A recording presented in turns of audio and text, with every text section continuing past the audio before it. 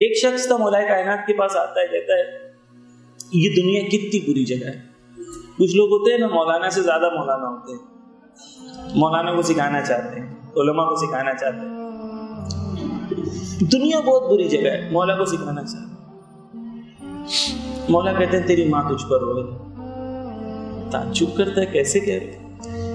मौला कहते हैं कि अगर ये दुनिया अच्छी ना होती तो खुदा नबी, औलिया, अंबिया को इस दुनिया में क्यों भेजता?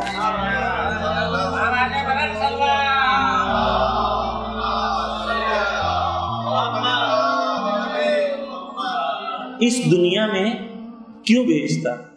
इस दुनिया में भेजा है क्योंकि इस दुनिया से बेहतर कोई जगह नहीं।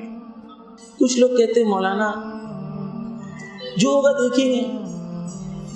हम लोग का एटीट्यूड हो गया ना, कुछ कर लेते, देख लेंगे, जो होगा देख लेंगे।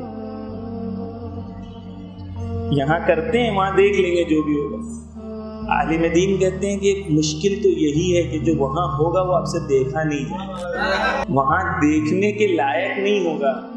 जो सुधारना है इधर सुधार लो, वगरना वहां कुछ भी देखा नहीं जाएगा, है ना? तो ये दुनिया में सुधारना है।